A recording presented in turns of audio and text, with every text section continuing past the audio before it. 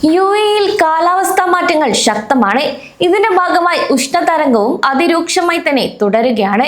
താപനില 51.2 degree Celsius record കടന്നിരിക്കുന്ന ഈ ഒരു സാഹചര്യത്തിൽ ഗൾഫിലുള്ള ഓരോ മലയാളി പ്രവാസിയും നിർബന്ധമായും അറിഞ്ഞിരിക്കേണ്ട ചില മുന്നറിയിപ്പുകളും നിയമപരമായ വിവരങ്ങളുമാണ് ഇന്ന് നമ്മൾ പങ്കുവയ്ക്കുന്നത്. ഒരു ചെറിയ അശ്രദ്ധ കാരണം നിങ്ങളുടെ വാഹനം കത്തി നശിക്കാനോ വൻതുക പിഴയായി നൽകേണ്ടി വരാനോ അല്ലെങ്കിൽ വലിയ ആരോഗ്യ പ്രശ്നങ്ങളിൽ ചെന്നുപെടാനോ സാധ്യതയുണ്ട്. ദുബായ്, അബുദാബി പോലീസും യുഎഇ മാനവവിഭവശേഷി സ്വദേശിവൽക്കരണ മന്ത്രാലയവും അടിയന്തരമായി പുറപ്പെടുവിച്ച ജാഗ്രതാ നിർദ്ദേശങ്ങൾ അതിനാൽ എല്ലാവരും പാലിക്കണം.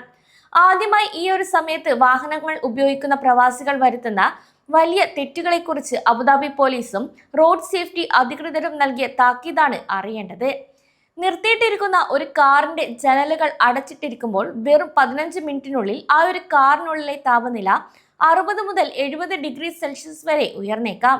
ഈ ഒരു സാഹചര്യത്തിൽ നിങ്ങൾ സാധാരണയായി കാറിനുള്ളിൽ മറന്നു വെക്കുന്ന 6 സാധനങ്ങൾ വലിയ സ്ഫോടനങ്ങൾക്കും കാറിന് തീപിടിക്കുന്നതിനും കാരണമാകും. ഇതിൽ ഒന്നാമത്തേത് ലൈറ്ററുകളും സിഗരറ്റുകളുമാണ്. കടുത്ത ചൂടിൽ ലൈറ്ററിലെ പ്ലാസ്റ്റിക് ബോഡി ഉരുകി അതിനുള്ളിലെ ഗ്യാസ് പുറത്തു വരികയും സ്ഫോടനമുണ്ടാവുകയും ചെയ്യും. രണ്ടാമത്തേത് പവർ ബാങ്കുകളും ലിഥിയം ബാറ്ററികളുമാണ്. നമ്മുടെ മൊബൈൽ ഫോണുകൾ, ലാപ്ടോപ്പുകൾ, പവർ ബാങ്കുകൾ എന്നിവ കാറിന്റെ സീറ്റിലോ ഡാഷ്ബോർഡിലോ വെച്ച് വെയിലത്തിട്ടാൽ ബാറ്ററി ചൂടായി പൊട്ടിത്തെറിക്കും. മൂന്നാമത്തെ അപകടകാരി ഹാൻഡ് സാനിറ്റൈസറുകളാണ്. ആൽക്കഹോൾ അടങ്ങിയ സാനിറ്റൈസറുകൾ കടുത്ത ചൂടിൽ ബാഷ്പീകരിക്കപ്പെടുകയും കാറിനുള്ളിൽ പെട്ടെന്ന് തീപിടിക്കാൻ സാധ്യതയുള്ള വാതകം നിറയുകയും ചെയ്യും. നാലാമത്തേതായി എയറോസോൾ ക്യാനുകൾ, അതായത് പെർഫ്യൂമുകൾ, ഡിയോഡ്രന്റുകൾ, ബോഡി സ്പ്രേകൾ എന്നിവയാണ്. ഇത്തരം പ്രഷറൈസ്ഡ് ക്യാനുകൾ ചൂടിൽ വികസിക്കുകയും ബോംബ് പോലെ പൊട്ടിത്തെറിച്ച് വാഹനത്തിന്റെ ഗ്ലാസുകൾ തകർക്കുകയും ചെയ്യും. അഞ്ചാമതായി പറയുന്നത് ഗ്യാസ് സിലിണ്ടറുകളും ആറാമത്തേതായി കാർബണേറ്റഡ് കൂൾ ഡ്രിങ്ക്സ് ക്യാനുകളുമാണ്. അതായത് വെയിലത്ത് കിടക്കുന്ന കാറിൽ സ്ഫോടനം ഉണ്ടായാൽ നിങ്ങളുടെ ഇൻഷുറൻസ് ക്ലെയിം പോലും നിരസിക്കപ്പെടാൻ സാധ്യതയുണ്ട്. അതിനാൽ പാർക്ക് ചെയ്തിരിക്കുന്ന കാറിൽ ഇത്തരം സാധനങ്ങൾ ഇല്ലെന്ന് ആദ്യം ഉറപ്പുവരുത്തണം. അതുപോലെ തന്നെ ഈ ഒരു കടുത്ത വേനൽക്കാലത്ത് വാഹനങ്ങളുടെ സാങ്കേതികമായ പരിചരണവും വളരെ അത്യാവശ്യമാണ്. ഇതിനെക്കുറിച്ചും അധികൃതർ മുന്നറിയിപ്പ് നൽകിയിട്ടുണ്ട്.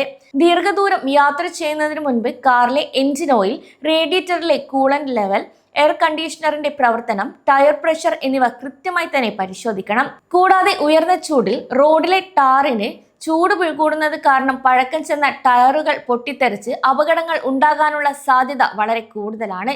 ഉച്ചസമയത്ത് വെയിലത്ത് കിടക്കുന്ന കാറിലേക്ക് കയറുമ്പോൾ തന്നെ AC ഓൺ ചെയ്യുന്നതിന് മുൻപ് കാറിന്റെ എല്ലാ വാതിലുകളും 1/2 മിനിറ്റ് നേരം തുറന്നിട്ട് അകത്തുള്ള ചൂടുവായു പുറത്തുവിടാൻ ശ്രദ്ധിക്കണം. ഇത് AC കംപ്രസറിന്റെ ഭാരം കുറയ്ക്കാനും അതുപോലെ ഇന്ധനം ലാഭിക്കാനും സഹായിക്കും.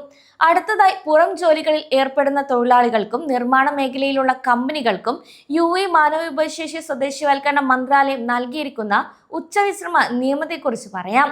ജൂൺ 15 മുതൽ ആരംഭിച്ച ഈ ഒരു നിയമം സെപ്റ്റംബർ 15 വരെ നീണ്ടു നിൽക്കും.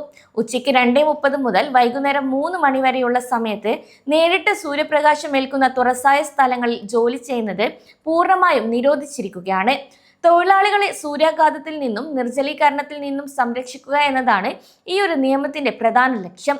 ഇനി ഏതെങ്കിലും കമ്പനി ഈ ഒരു നിയമം ലംഘിച്ച് തൊഴിലാളികളെ കൊണ്ട് ജോലി ചെയ്യിപ്പിച്ചാൽ ആ ഒരു തൊഴിലാളികൾക്ക് 5000 ദിർഹം എന്ന നിരക്കിൽ പരമാവധി 50,000 ദിർഹം വരെ കമ്പനിക്ക് പിഴ ലഭിക്കും.